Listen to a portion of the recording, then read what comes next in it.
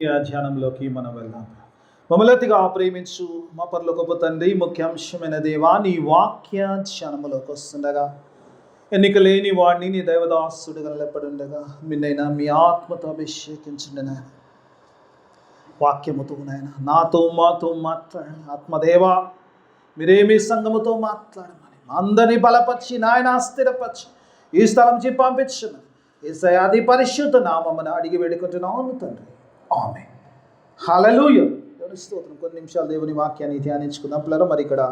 మరి నిర్గమాకాండము 3వ అధ్యాయం మనందరికీ తెలిసిన వాక్య భాగమే. మరి దేవుడు మోషేతో మాట్లాడిన సందర్భం, ఆ యొక్క మండుచున్న పొదలో నుంచి మోషేతో మాట్లాడిన సందర్భం పిల్లలు దేవుని వాక్యభాగంలో చూసినప్పుడు, నిర్గమాకాండం చూసినప్పుడు మోషే యొక్క జననము పిల్లల మరి 3 నెలల పాటు ఆయన్ని మరి తల్లిదండ్రులు దాచారు. ఎందుకంటే ఫరో యొక్క ఆజ్ఞ ఏంటంటే నైల్లో పుట్టిన పిల్లలందరి మగ శిష్యులందరి నైల్లో పడవేయాలని ఆజ్ఞ జారీ చేసినప్పుడు తల్లిదండ్రులు 3 నెలలు దాచారు. ఆ తర్వాత దాచలేక మరి ఒక జంబుపెట్టెలో పెట్టి మరి నైల్లో మీద వచ్చినప్పుడు అనేకులకు మరణపడిక అయిన నైల్లో నుంచి దేవుడు ఫరో ఇంటికి పంపించి అక్కడ 40 సంవత్సరాలు పెరిగాడు మోషే. ఆ తర్వాత మరి ఐగుప్తుని హత్య చేసిన తర్వాత మిద్యానుకు పారిపోయాడు. నేను చాలా షార్ట్గా పోతున్నాను ఎందుకంటే త్వరగా అయిపోవాలని. మిద్యానులో మొదటి 40 సంవత్సరాలు ఐగుప్తు రాజైన ఫరో కూతురుగా పెరిగాడు, కూతురు యొక్క కుమారునిగా పెరిగాడు. ఆ తర్వాత మరి ఐగుప్తుని చంపిన తర్వాత మిద్యాను దేశములకు పారిపోయి అక్కడ ఇత్రో దగ్గర పనిచేస్తున్నాడుగా చూస్తాం. జెట్రో తెలుగులో ఇత్రో పిల్లరా. ఆ యాజకుడు, మిద్యాను యాజకుడు అంటే ఆయన దగ్గర మరి పని చేస్తుండగా చూస్తాం. ఆయన తన కూతుర్ని ఇచ్చాడు, సిపోరా. మోసెస్ యొక్క భార్య పేరు తెలుసో లేదో మీకు తెలియదు కానీ చెప్తున్న సిపోరా మరి భార్యని ఇచ్చాడు. ఆ మామ యొక్క మందలు కాసుకుంటూ 40 సంవత్సరాలు జీవించాడు. 40 లాంగ్ ఇయర్స్, 80 ఇయర్స్, 80 సంవత్సరాల యమనస్తుడు. ఎందుకంటే దేవుడు అప్పుడు పనికి పిలిచాడు కాబట్టి. యమనస్తుడు ఎందుకంటుందంటే అప్పుడు మళ్ళీ పని చేయడానికి పిలిచాడు ఫ్రెష్గా కాబట్టి. ఏజ్ వచ్చిన జాబ్ ఇస్తారు. ఎక్కడైనా జాబ్ అప్లై చేస్తే ఏం చేస్తారు మనం? బిలో 35 బిలో 30 రిస్ట్రిక్షన్ పెడతారు. But there is no age limit for God.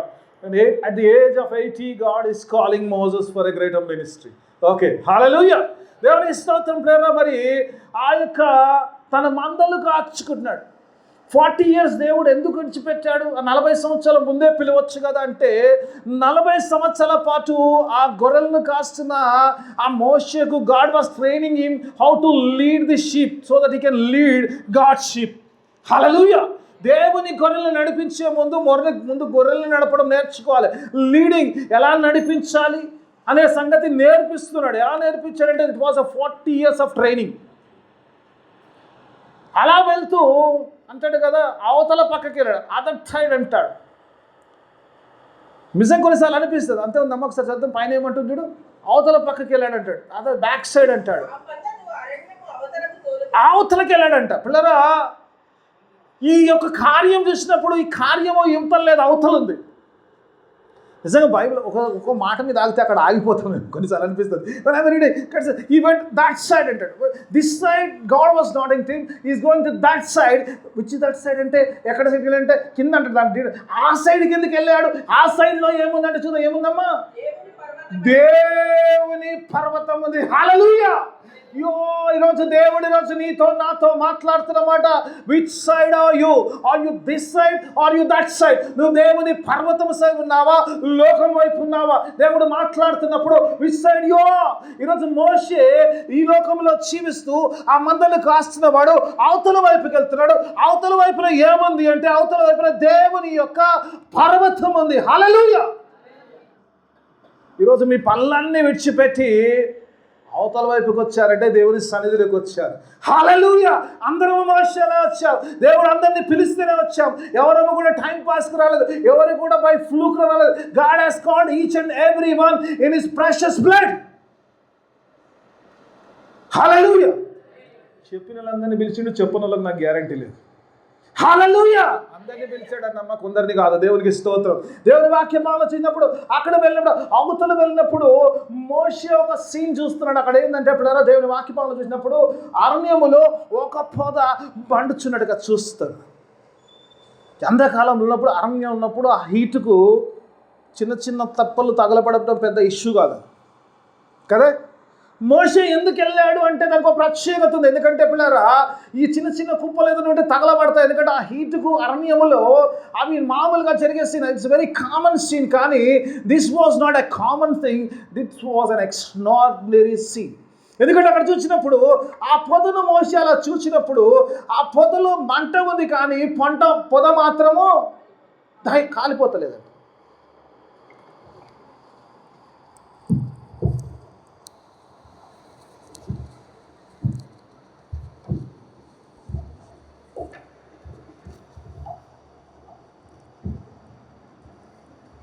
Sorry, కొద్దిగా డిస్టర్బ్ చేస్తున్నారు. పిల్లలు ఆ పొద మండుచున్నది, కానీ కాలిపోలేదు. జరుగుద్దాము. ఇప్పుడు పేపర్లు వేసి మంట వేసి పెట్టి చూడండి, మంట వస్తే పేపర్ వెళ్ళిపోవాలి. అది రూల్ ప్రకారంగా జరగాలి. ఇట్ ఈస్ బియాండ్ ది రూల్కు విరుద్ధంగా జరుగుతుందంటే మంట అయితే వస్తుంది, మంట కనబడుతుంది, మంట మామూలు కాదు, దగదగా మండుతుంది, చాలా గొప్ప మంట ఉంది, కానీ అందులో ఏది కూడా కాలిపోవట్లేదు. ఇది సమస్య. దీని ఏందో చూద్దామని వెళ్ళాను. ఏందో చూద్దాం. What is the strange thing, ఈ గొప్ప వింత ఏందో చూద్దామని వెళ్ళాడంట మోషే. వెళ్ళినప్పుడు అప్పుడు దేవుడు అక్కడి నుంచి మాట్లాడతాడు. దెన్ మోషే అన్నాడు. God was calling. 2 సార్లు పిలుస్తారు. ఎందుకమ్మా? దేవుడు ఎప్పుడు ఒకసారి పిలిచాడు, 2 సార్లు కన్ఫర్మేషన్. ఒకసారి పిలిచినప్పుడు నిజంగా నన్ను పిలిచిండా లేదండి. ఈరోజు ఉన్న వాళ్ళందరినీ కూడా 2 సార్లు 3 సార్లు, నన్ను అయితే 10-100 సార్లు పిలిచిండు, పిలిస్తే కానీ రాలేదు. ఎందుకంటే దేవా నో అంటే no you have to come అని దేవుని స్తోత్రం.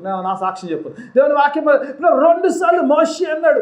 మోషే అన్నప్పుడు నీకు డౌట్ ఉంటే God again called you Moses అన్నప్పుడు దగ్గరికి రావద్దని చెప్పాడు. ఎందుకంటే నువ్వు నిలిచిన స్థలము పరిశుద్ధమైందని చెప్పాడు. అప్పుడు నీ కాళ్ళ నుంచి నీ చెప్పులు తీసేయమన్నప్పుడు అందులో నుంచి దేవుడు మాట్లాడుతున్నాడు. కొన్ని మాటలు మాట్లాడతాడు. ఏంటంటే, నేను ఐగుప్తులో నా ప్రజలు పడుతున్న కష్టమును విన్నానంట. ఐ హర్డ్ ది క్రై అంటాడు. చాలాసార్లు ఈరోజు ఎంతమంది వచ్చారో దేవుని సన్నిధిలో ఏం మొర పెడుతున్నారో, ఎన్ని దినాల నుంచి పెడుతున్నారో నాకు తెలియదు, కానీ దేవుడు మొర వినే దేవుడు. హల్లెలూయా. చెవులు గలవాడు వినుగాక. మీకు చెవులు ఉంటే దేవుడు మాట్లాడుతున్న మాట ఏంటంటే, ఆయన చెవులు గలవాడు, ఆయన నీ మొరను వింటున్నాడు అంటాడు. నేను నా ప్రజల యొక్క మొరను వింటిని అంటాడు.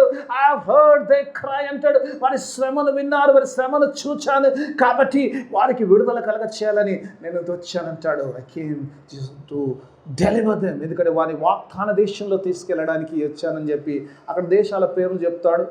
నిజంగా 7 దేశాల పేర్లు చెప్తూ ఆ యొక్క వాగ్దాన దేశంలో పాలు తేనెలు ప్రవహించే దేశములు వారికి ఇవ్వడానికి వచ్చాను అంటాడు.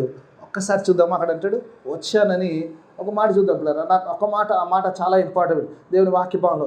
ఎందుకు ఈ మండుచుడు పొదలకు దీనికి సంబంధం ఏముందంటే పిల్లరా, పదవచనంకు సంబంధం ఉంది. ఆ మండుతుండే పొదకు ఈ పదవచనానికి there is a link. I let you know later on. ఒకసారి పదవచనం చూద్దాం. ఏమంటున్నాడు? కాగారమ్ము. ఈరోజు మోసెస్ అని పిలిచిన వారి ఈరోజు మన పేరు పెట్టుకోవచ్చు. అక్కడ ఎవరిని దేవుడు పిలుస్తున్నాడో, ఎవరిని దేవుడు 2 మార్లు పిలుస్తున్నాడో వారితో.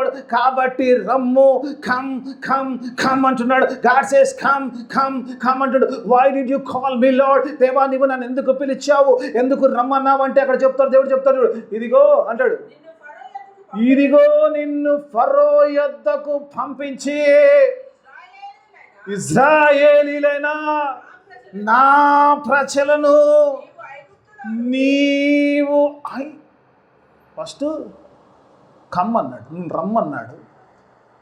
ఇదిగో అంటాడు. ఇదిగో ఏమంటాడు? తర్వాత ఏమంటున్నామా? నిన్ను. మళ్ళా ఈ డైరెక్ట్ డౌట్లు ఉండదు. దేవుని వాక్యభావంలో దేవుడు ఈరోజు మాట్లాడుతున్నప్పుడు ఈ మాట ఎవరికో కాదు. దేవుడు అంటాడు నిన్ను. It's you. అది ఎవరికైనా తీసుకోవచ్చు. నేను కళ్ళు మూసుకున్నా, ఎవరిని చూపిస్తాను చెయ్యి. రైట్. It's you. నిన్ను ఫరో దగ్గరికి పంపిస్తాను. ఎందుకు పంపిస్తాడు? నిన్ను ఫరో దగ్గరికి పంపిస్తాను. ఇజ్రాయేలైన నా ప్రజలను. God says you will go there to the Pharaoh for my people. God loves so much. నా ప్రజలైన ఇజ్రాయేలును ఐగుప్తులో నుంచి నీవు తోడుకొని రావాలి. నిన్ను పంపిస్తున్నా, నా ప్రజల కోసం పంపిస్తున్నా, నా ప్రజలను నువ్వు ఐగుప్తులో నుంచి బయట తీసుకురావాలి. ఇది కాన్సెప్ట్. ఎందుకు ఈ బర్నింగ్ బుష్ అంటే దేవుని యొక్క ప్లాన్ ఇది అన్నట్టు. This is the plan of God. Right. Okay, ఇందులో నుంచి కొన్ని ఆత్మీయ సత్యాలు ఇంట్రడక్షన్ ఆపేసుకొని కొన్ని ఆత్మీయ సత్యాలు నేర్చుకోవడానికి ప్రయత్నం చేద్దాం. మొట్టమొదటిగా చేసే ముందు, ఆ కార్యంలోకి వెళ్ళే ముందు మొట్టమొదటి చూసినప్పుడు ఇక్కడ దేవుని వాక్యపాలన వచ్చినప్పుడు మొట్టమొదటిగా దేవుడిని చూసినప్పుడు మోషేను దేవుడు పిలుస్తున్నప్పుడు ఒకసారి చూద్దాం. 3వ వచనం చదువుకుందాం ఒకసారి, 4వ వచనం చూద్దాం ఒకసారి. దానిని చూచుటకు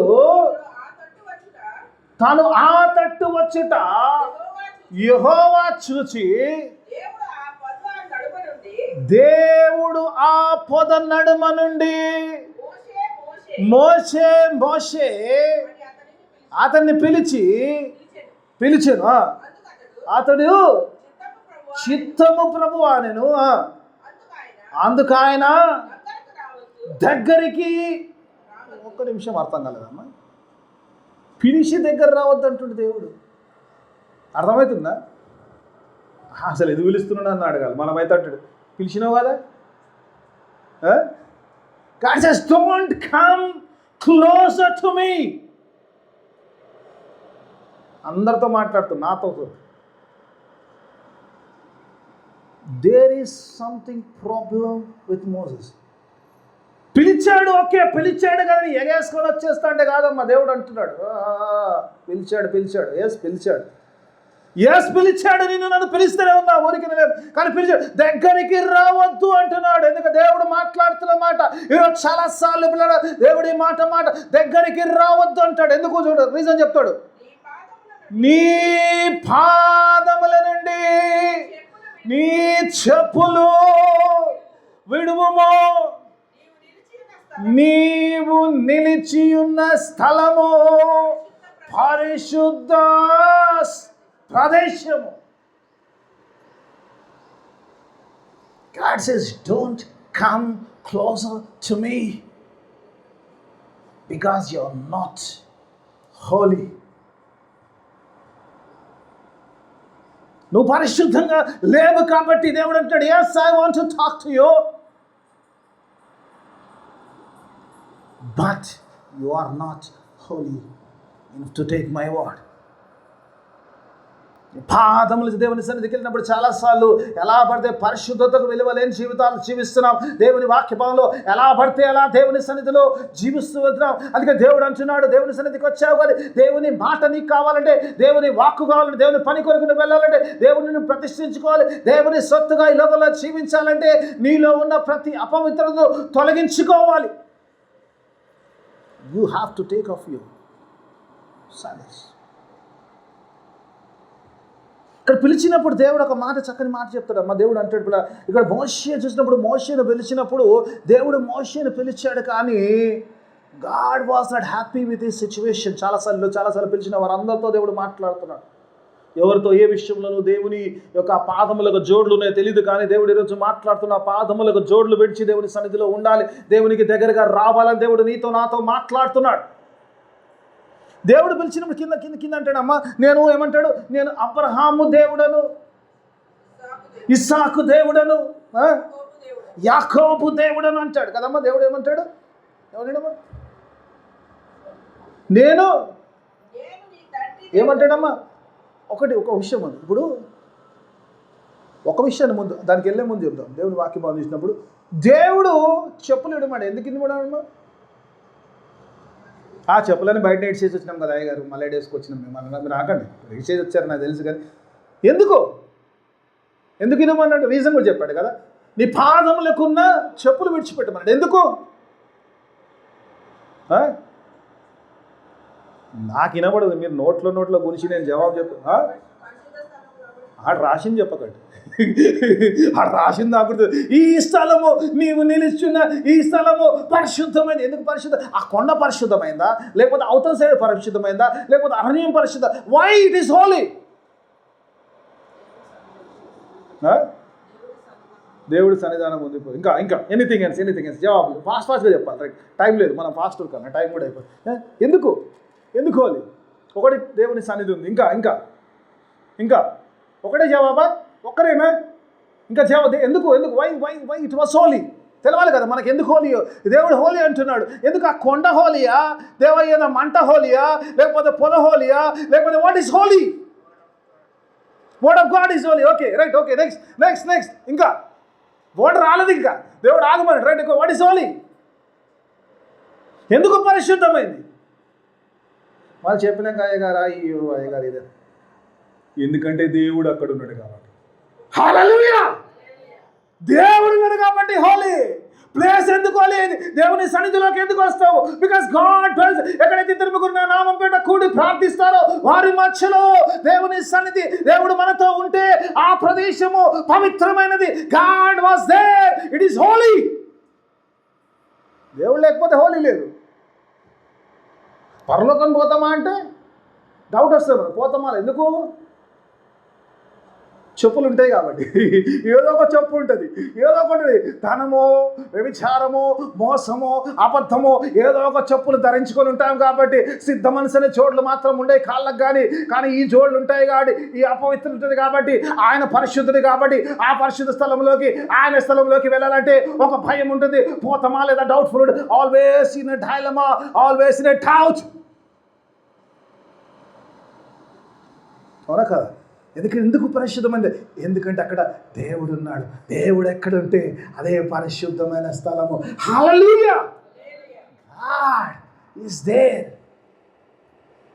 అది దేవుని కొండ. ఎందుకంటే దేవుడు వచ్చాడు కాబట్టి దేవుని కొండ, లేకపోతే మామూలు కొండ అది.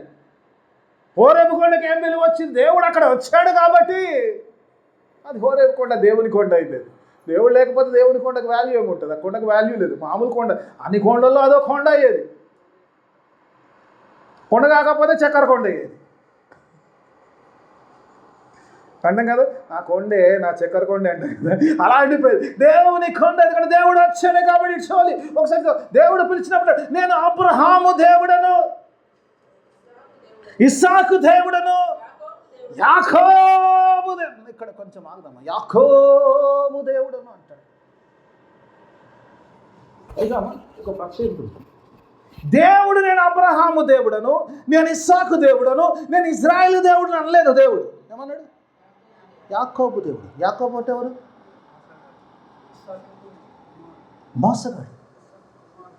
మోసగాడు. What is this God you are saying? Most holy God, పరిశుద్ధమైన దేవుడు, గొప్ప దేవుడు. అబ్రహాం అన్నాడు, ఓకే. ఇస్సాక్ అన్నాడు, యాకోబు అయింది. యాకోబు పేరు మార్చేసావు కదా, ఇజ్రాయెల్ అన్నావు కదా, నువ్వు కూడా మళ్ళీ యాకోబు అంటే ఎట్లా కదా? ఇబ్బంది కదా అన్నాడు లేదా దేవుడు? ఇజ్రాయెల్ దేవుడు అనలేదు. దేవుడు మార్చాడు, పేరు మార్చాడు. పేరు మార్చిన యాకోబు దేవుడు అంటున్నాడు. దేవుడు ఇజ్రాయెల్ దేవుడు అంటే. దేవుడు యాకోబును నన్ను ఆశీర్దిస్తాడు. ఆ స్టోరీ లేకపోతే ఆశీర్దిస్తా లేదంటే నీ పేరు ఏంటంటే ఆశీర్దించము. ఏమనంట? యాకోబు మోసగా నేను ఆశీర్దించాను. యాకోబు అంటే యాకోబు నేను ఆశీర్దించాను. పేరు మార్చుకో. ఇప్పటి నుంచి నీ పేరు ఇజ్రాయెల్. నువ్వు ఈ పేరు ఇజ్రాయెల్ కాబట్టి I'm going to bless you. I'm not going to bless Yakob. I'm not going to bless Jacob. But why God says Jacob? యాకోబు దేవుడు ఎందుకంటున్నాడు? ఎందుకు ఉండొచ్చు? నశించిన దాన్ని వెదకి రక్షించుటకు మనిషి కుమారుడు భూమి మీదకి వచ్చాను, ఆ శిలువ కార్యము చేశాను ఆయన. yes, when I called you Moses, when I called you, you were not holy, still I called you because I love you so much. నిన్ను ఎంత ప్రేమిస్తున్నా అంటే, నీ అపవిత్రతలో ఉన్నప్పుడు, నువ్వు పాపములు ఉన్నప్పుడు, యాకోబు నువ్వు మోసముగా ఉన్నప్పుడు, నువ్వు మోసగాడి అయినప్పుడు, నువ్వు మోసం చేసినప్పుడు, నీ పాపములో నువ్వు పరిగెడుతున్నప్పుడు, I called you there. God loves us so much. Yes, I called you while you were a sinner. నువ్వు పాపిగా ఉన్నప్పుడు, నువ్వు అపవిత్రంగా ఉన్నప్పుడే మోసెస్ అక్కడ నరహత్య చేసి అక్కడ వచ్చి దాక్కుని బతుకుతున్నప్పుడే అప్పుడే పిలిచాడు దేవుడు. ఏ ప్రత్యేకత లేదు, కానీ దేవుడు పిలిచినాకనే ప్రత్యేకత స్టార్ట్ అవుతుంది. ప్రతి మనిషి జీవితంలో కూడా everything begins when God calls you to in his holiness. Oh okay right, నేను ఫస్ట్ పాయింట్లో ఉన్నా. Right okay. దేవుని స్తోత్రం. పిల్లలు చిన్నప్పుడు పిల్లలు యాకోబు దేవుడు అంటాడు I called you even though I know that you are an unrighteous person, I know that you are unholy, still I called you.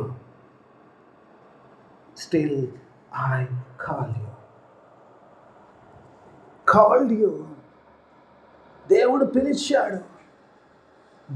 పిలిచాడు కాబట్టి నువ్వు పరిశుద్ధుడు అయిపో. దేవుడు నన్ను పిలిచాడు, నేను పరిశుద్ధిని అనుకుంటే నీకంటే నాకంటే మూర్ఖుడు అవ్వలేదు.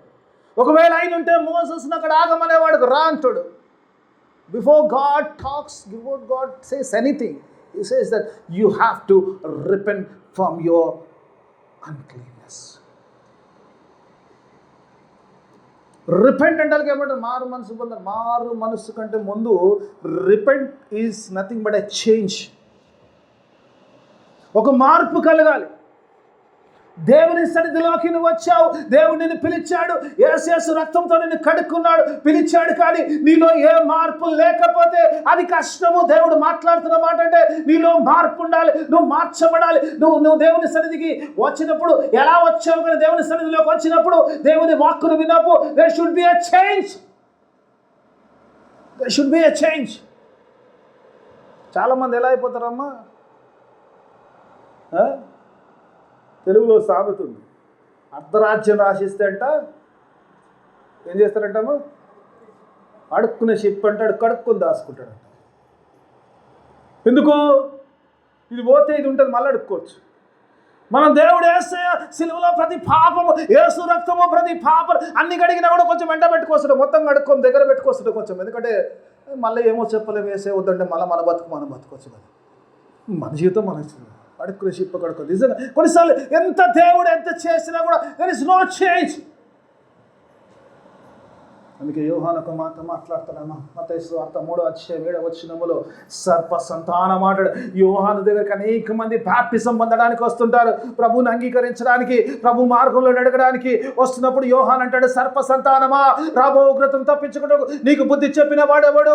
మారు మనసుకు తగిన ఫలము ఫలించాలి. You have to show the fruit of repentance. దేవుని సన్నిధికి వచ్చామనగా, దేవుని సన్నిధికి వచ్చిన సంగతి అది తెలవాలి లోకంలో. When you go out of his presence, people should recognize that yes, he is the person who changed into God's glory. దేవుని మహిమలోకి మార్చబడదు, దేవుని స్వారూప్యంలోకి మరపడగా నువ్వు ఒక మార్పు చెందిన వ్యక్తిగా కనపడాలి.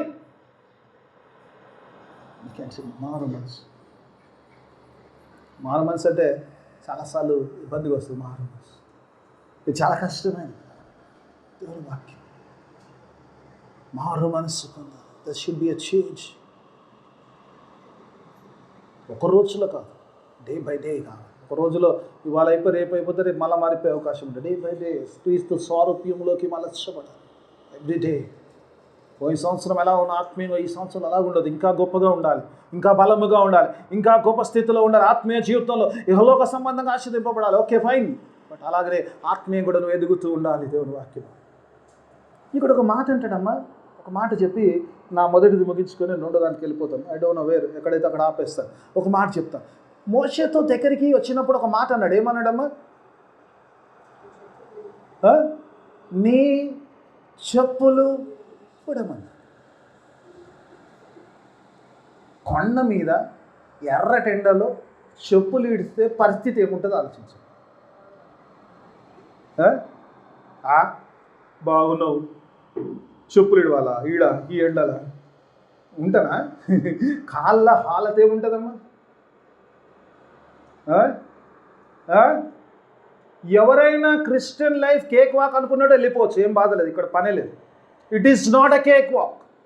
దేవుడు ఎప్పుడైతే చెబుతున్నాడో మోషేని చెప్పులు ఇడవన్నప్పుడు అది కష్టముతో కూడిన పని, అది మామూలు విషయం. నీకు అనుకోవచ్చు చెప్పులు కాదు, చెప్పులు ఇడిచి అక్కడ నిలబడ్డము మామూలు విషయం కాదు. It's a tough thing to live a believers life. చాలాసార్లు విశ్వాస జీవితం అంటే ఎలా పడతా జీవించడానికి దేవుడు నిన్ను పిలవలేదు. It's a tough thing. It's a tough thing.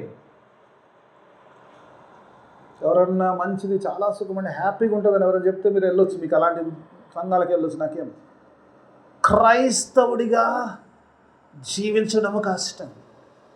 ఒక చిన్న సాక్ష్యం చెప్తాను, ఒక నిమిషం. నాకు ఫ్రెండ్ ఉన్నాడు, నా ఫ్రెండ్ సహోదరుడు ఉన్నప్పుడు ఆయన మాల వేసుకునేవాడు, గురుస్వామి మాల వేసుకునేవాడు, రెగ్యులర్ వేసుకునేవాడు.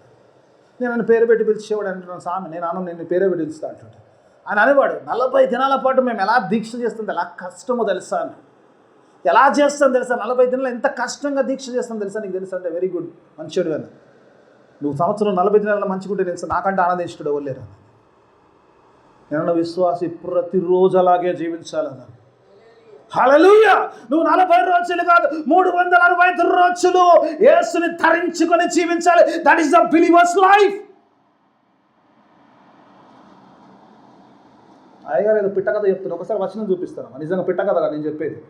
లూకాసు వార్త 9:23 విశ్వాస జీవితం ఒకసారి చూద్దాం, ఏముంటుంది చూద్దాం, ఒకసారి చూద్దాం. నిజంగా కేక్ వాక్ అనుకుంటే, ఒక నేను అబద్ధం మీద అయ్యగారు ఏదో పిట్ట కథ చెప్తున్నాడు అనుకుంటే వదిలేండి, మీకు వాక్యం చూపిస్తాను. వాక్యం ద్వారా ప్రూవ్ చేసి నేను ముందుకెళ్తాను. 9:23 మరియు ఆయన అంటే యేసయ్య, మరియు ఆయన ఏమంటున్నామ్మా, అందరేనా?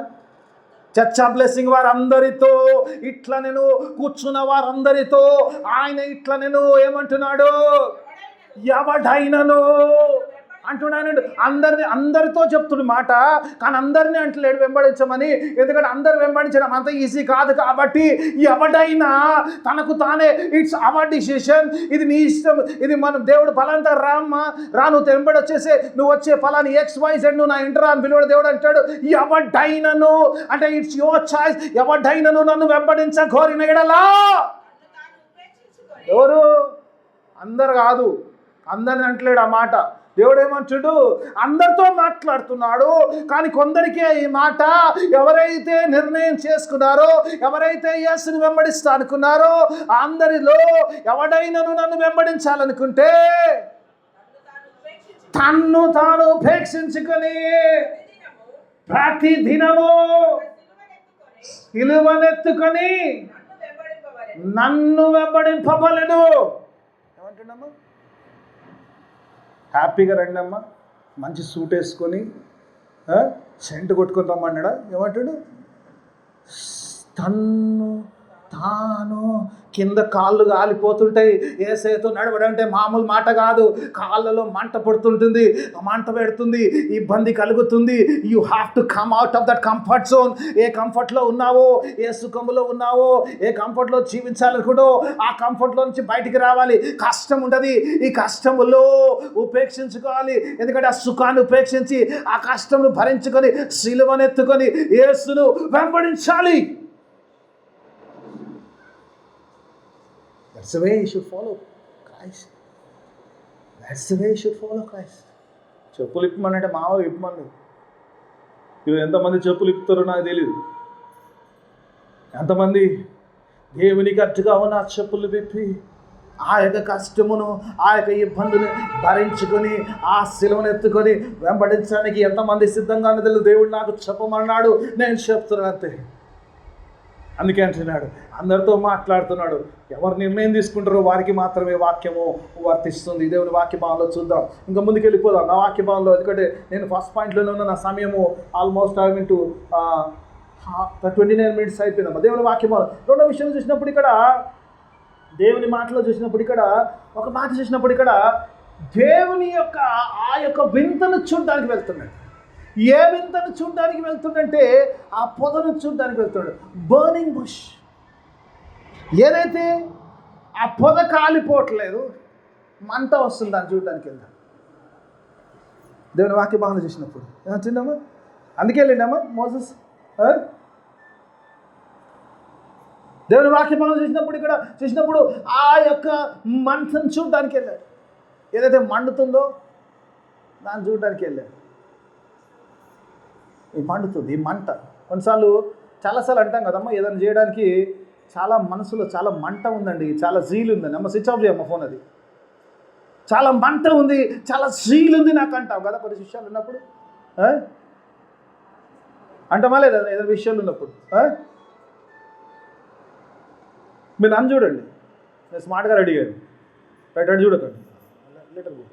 దేవుడు వాక్య భాగం చూసినప్పుడు, ఇక్కడ చూసినప్పుడు నిజంగా ఎందుకు దేవుడు, నేను కొన్నిసార్లు ఆస్కింగ్ గాడ్, వై గాడ్, దేవుడు మంటలో ఎందుకు? మామూలుగా మాట్లాడవచ్చు కదా దేవుడు, ఏ మోషే ఆగు, మాట్లాడేది నీతో అనవచ్చు కదా, వై ఇన్ ఫైర్?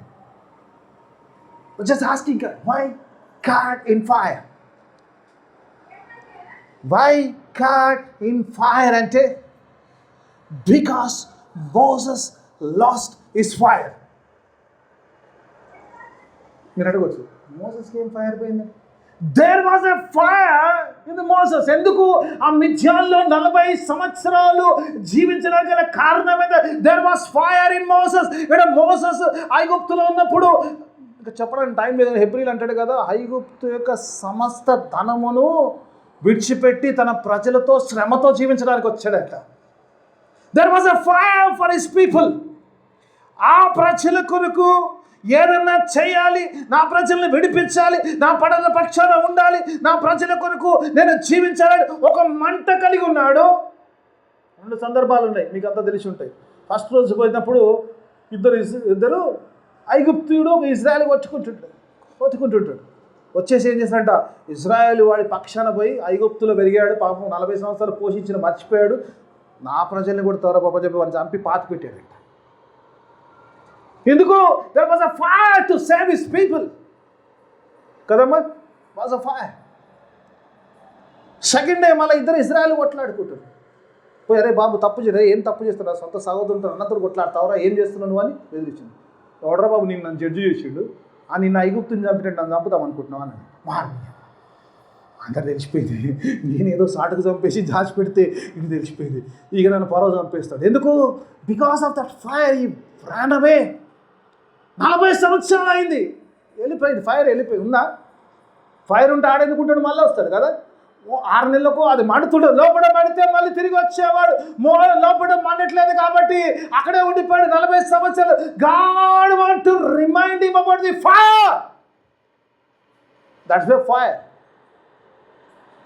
ఇది నువ్వు మామూలు ఈ పంట కాదురా బాబు, ఇదేదో పొదలు మండే మంట కాదు, ఇది దేవునిలో ఉన్న మంట, దేవుని ప్రజలకు ఉన్న మంట, దేవుని ప్రజలు రక్షించాలన్న ఆ మంట దేవుడు అక్కడ కొండ మీద చూపిస్తున్నప్పుడు మోషే అదేందో చూద్దాం, ఆ మంట నీలోనే ఉంది, ఆ మంట నీలో రగిలించడానికే నేను వచ్చాను. హల్లెలూయా. ఈ మంట ఆరిపోవడం నాకు ఇష్టం లేదు. I want a burning bush in you. దేవుడి రోజు యేసు రక్తంలో కడుగబడిన ప్రతి బిడ్డతో మాట్లాడు, I want a fire in your heart. దేవుడు ఆ మంట కావాలంటున్నాడు. ఏ మంట? నా ప్రజలను రక్షించే ఆ మంట కావాలి. ఆ మంట మండించడానికి మంట రూపంలో వచ్చాడమ్మా. మోషే గుండెలో మండాలి. నిజంగా పిల్లలు నిజమే సార్ అనిపిస్తుంది. God is so, ఆయనకు సిచ్యువేషన్ ఆయనకు తెలుసు, ఏదైతే అర్థమవుతుంది, ఏదైతే తెలుస్తుందో, ఏ సందర్భంలో ఏం చేయాలో తెలుసు. కాబట్టి మోషే దర్శనమైనాక, దేవుడు మాట్లాడినాక ఏం చేశాడు తెలుసా? దేవుడు మాట్లాడినాక ఒకసారి 4వ అధ్యాయంలోకి వెళ్దాం. 4వ అధ్యాయము 18వ వచనం. అంతా మాట్లాడిన తర్వాత ఇంకా స్టోరీలో ఉంది, ఇంకా LC where I can close.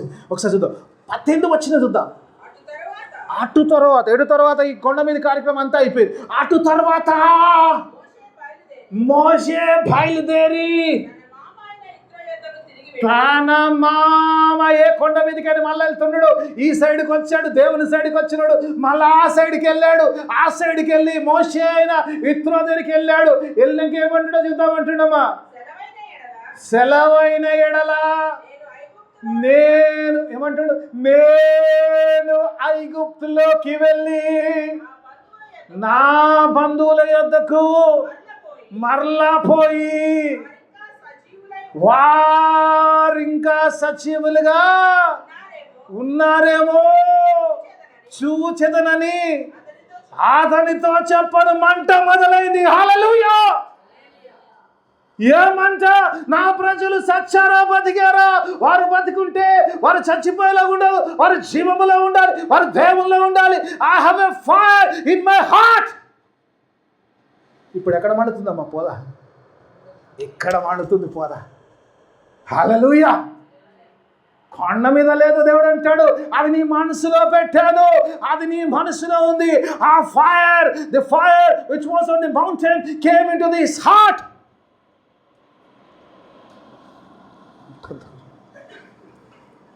మంట వచ్చేసింది, ఆ మంట వచ్చింది. ఎప్పుడు అంటున్నాడు? 40 సంవత్సరాల తర్వాత ఇప్పుడు దేవుడితో మాట్లాడినాక let me go back to Egypt. ఈరోజు ఎంతమందికి ఆ మంట వస్తుందో తెలియదు, ఎంతమంది దేవుని యొక్క సువార్త కొరకు వెళ్తారో తెలియదు. దేవుని యొక్క మంట ఈరోజు దేవుడు మోషే హృదయంలో మండించిన మంట నీ నా హృదయంలో మండించిన ఆశలు కూడా ఆయన యొక్క శిలువ కార్యము కొరకు మీరు సర్వలోకంలోకి వెళ్ళి సర్వ సృష్టికి నా యొక్క శిలువ సువర్తమానము ప్రకటించే ఆ మంటను దేవుడు రేగించాలని ఈరోజు ఈ మంటను నీకు నాకు తెలియచేస్తున్నాడు. ఆ మంటలోంచి దేవుడు మాట్లాడుతున్నాడు. దేవుడు ఎందుకంటే మనం బ్యాప్టిజం పొందినప్పుడు చాలామంది ఏమనుకుంటున్నాం, బ్యాప్టిజం పొందాం అయిపోయింది. బ్యాప్టిజం ఎట్లా పొందుతారు తెలుసా? బ్యాప్టిజం ఎలా పొందుతారు తెలుసా? మీరు ఇది ముందయ్య గారు తీసుకోబోతూ 2-3 ప్రశ్నలు అడుతూ ఎస్ అంటే ముస్తో లేకపోతే ముంచు, అంతే కదా. ఒకసారి చూద్దాం యోహాను సువార్త కొద్దాం. యోహాను సువార్త మత్తయి సువార్త 3:11 వచ్చింది చూద్దాం. తెలుసుకో, నాకు తెలియదు, నేను 4వ దానికి పోలేను, ఇక్కడ ఆపేస్తాను. Okay, whatever I can. Let me ఇంత లోపల ఏం చెప్పగలుగుతా 5 నిమిషాలు చెప్పేస్తాను. చదమ్మా. యోహాను మాట్లాడుతుండు, మారు మనసు నిమిత్తము నేను నీళ్లతో మీకు బాప్టిజం ఇస్తున్నాను. అయితే నా వెనుక వచ్చేవాడు నాకంటే శక్తిమంతుడు, ఆయన చెప్పులు వారు వినుటకు నేను అర్హుడను కాను. ఆయన ఏమంటాడు? పరిశుద్ధాత్మలోను నీళ్ళలోను. అగ్నితో అంటే మరి అగ్ని లేదంటారు ఇది. ఆయన పరిశుద్ధాత్మతోనూ అగ్నితోనూ, ఆ పరిశుద్ధాత్మ అగ్ని నీలో ఉంటే నువ్వు మండుతావు, దేవుని యొక్క శిలువ సువర్తమానము ప్రకటిస్తావు. ఈ fire burns in your heart. దేవుడు ఊరికిన మండుతున్న పదులు. దేవుని స్తోత్రం. అప్పుడు ఇక్కడ చూసినప్పుడు పరిశుద్ధాత్మలోను అగ్నిలోను దేవుడు బాప్టిజం. ఇంకో సందర్భాన్ని మీకు చూపించి నేను ముందుకెళ్తా. దేవుని వాక్యభావం చూసినప్పుడు అపోస్తల కార్యము 2వ అధ్యాయము 2వ వచనం చూసినప్పుడు ఇక్కడ చూసినప్పుడు ఆ మేడ గది మీద అంటాడు. ఆ మేడ గది మీద 120 మంది, ఆది సంఘము మొట్టమొదటి సంఘము కట్టబడ్డప్పుడు ఆ మేడ మీద 120 మంది ఎడతెగగా ప్రార్థన చేస్తున్నప్పుడు చూడండి అక్కడ ఏం జరుగుతుందో చూద్దాం. పరిశుద్ధాత్మ దేవుడు ఎలా వస్తుందో ఒకసారి చూద్దాం. అప్పుడు మేఘముగా వీచిన ఆకాశము నుండి అకస్మాత్తుగా వారు కూర్చున్న ఇల్లంతయు నిండెను. మరియు ఏమంటున్నామా? అగ్ని జ్వాల మందులో నేను పోను, పెద్ద సబ్జెక్ట్ కదా. ఏమంటాడు? పరిశుద్ధాత్మ దేవుడు చూడ అగ్ని జ్వాలల వల్ల వచ్చి 4 రూపాయలు విభజించినట్టుగా చూస్తాము. దేవుని వాక్య భాగం. ఎవరైతే దేవుని సన్నిధిలో ప్రార్థనలో ఉంటారో, దేవుని సన్నిధిలో ఉంటారో, ఆ పరిశుద్ధాత్మను పొందుకుంటారో వారి మీదకి అగ్ని వస్తుందంటారు. ఎప్పుడైతే అగ్ని వస్తుందో, అగ్ని హృదయంలో కలిగి ఉంటారో అప్పుడు దేవుని యొక్క శిలువ సువర్తమానము ప్రకటించగలుగుతారు. ఇప్పుడు చెప్పండి అమ్మా, శిలువ సువర్తమానం చెప్పాలా లేదా? If you have fire in you, you will speak. పేతురు రెండప్పులెర్రా 2-3 ముందు చెప్పలేక దేవుని 3 సార్లు పంకాడు. ఆ స్టోరీ మీకు అందరు తెలుసు. కానీ పరిశుద్ధాత్మ పొందుకున్నాక 1000 మంది ముందుకు పడి మీరు యేసును సిలువ వేశారు, ఆ యేసు నేను ప్రకటిస్తాను, ఆ యేసు తిరిగి లేచాడు, ఆయన పునరుద్ధరణై జీవించాడు, ఆయన నామములో తప్ప ఇంకా వేరే ఏ నామములో కూడా రక్షణ లేదని ప్రకటించిన వాడు. Because the fire was in him, the fire of holy spirit. దేవుని వాక్యం ఈరోజు నీతో నాతో మాట్లాడుతుంది. దేవుడు ఈరోజు నిన్ను నన్ను పిలుచుకున్నది.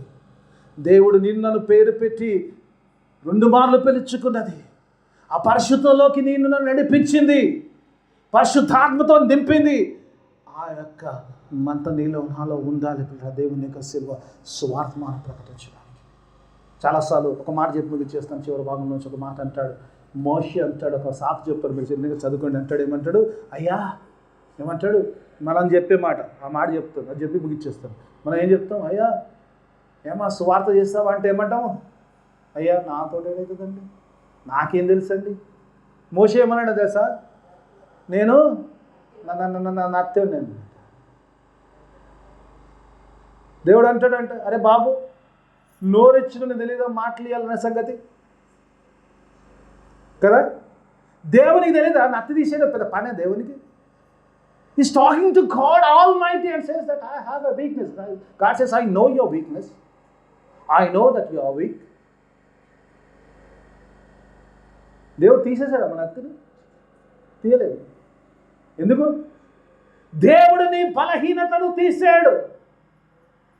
పౌలు అంటాడు, నాకు కలిగిన విశేష దర్శనలు బట్టి నేను హెచ్చిపోకున్నట్లు సాతాను దూతగా నా శరీరం మందు ఉంచబడిన ముళ్ళు కొరకు ముమ్మార్లు వేడుకొంటిని. ప్రభు అన్నాడు, ముళ్ళు అక్కడనే ఉండని, కానీ నా కృప నీకు చాలన్నాడు. ఎందుకు తెలుసా అమ్మ?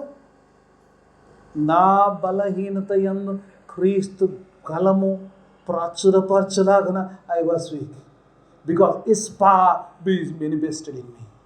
దేవుడు అంటాడు, నువ్వు నత్తిగా ఉన్నప్పుడే నువ్వు తగ్గించుకొని ఉంటావు. నువ్వు చేస్తున్నావు అలా ఆలోచన రాదు, కానీ నేను చేస్తున్నాను చేత నీ తగ్గింపు స్వభావం, నీ బలహీనత నాకు అవసరమో. నీ బలహీనతలో నేను హెచ్చిస్తాను. చాలామంది కారణాలు చెప్పి దేవుని యొక్క శిలువ సువార్తమానం ప్రకటించకుండా ఉంటాం. దేవుడు ఈరోజు మాట్లాడుతున్నమాట, దేవుడు నీకు పరిశుద్ధత నీకు నాకు ఇచ్చింది, ఆయనను కలిగి జీవించి నేను పరిశుద్ధుని కన్నా మీరు మన పరిశుద్ధులు. ఎందుకంటే ఆయన ఇచ్చాడు ఆ పరిశుద్ధత కాబట్టి. ఆ మంట మనలో పెట్టాడు దేవుడు, ఎందుకంటే పరిశుద్ధ ఆత్మతో పెట్టాడు, ఎందుకంటే శిల్వ సువర్తమానం ప్రకటించుటకు పెట్టాడు. మోషేలా సాకులు చెప్పకుండా దేవుడు నన్ను ప్రతి బలహీన పరిస్థితిలో నన్ను బలపరచగలిగిన దేవుడు అని చెప్పి దేవుని కొరకు జీవించి అనేక మంది నశిస్తున్నారు. పౌలు అన్నట్టుగా కొందరిని అగ్నిలో నుంచి లాగినట్టుగా అంటారు. అలా అనేకులు నశిస్తున్న వారి రక్షించడానికి దేవుడు తన ఆత్మ సహాయాన్ని మనందరికీ అనుగ్రహించు. చిన్న ప్రార్థన చేసుకున్నాం. మొదటిగా ప్రేమించు మా పనులు గొప్ప తండ్రి, నీకు వేలాది స్తోత్రం చేస్తున్నాం. గొప్ప దేవ, శక్తిమంతుడా, సృష్టికర్త, సర్వాధికారి, నీకు స్తోత్రం. చక్కని మాటలు మంచావు నైనా. మోషతో మాట్లాడావు నైనా, కేవలం మోషతో కాదు కానీ మాతో మాట్లాడిన దేవా నీకు స్తోత్రము. ఆయన నాలోనైనా మాలో ఆ మంటను రగిలించండి నైనా. నీ యొక్క శిలువ భారమును కలిగినైనా ఈ లోకములో క్రీస్తును ప్రకటించే వారిగా ఉండేటకు, అనేక మంది మరణములో నుంచి జీవంలోకి నడిపించే వారికి ఉండేటకు సహాయం చేయండి. వాక్యం అందరి జీవితంలో ఫలబద్ధం వాక్యం చేయండి. వాక్యానుసారమైన జీవితాన్ని దయచేయమని యేసయ్య అతి పరిశుద్ధ నామమున అడిగి వేడుకుంటున్నాను తండ్రి. ఆమేన్.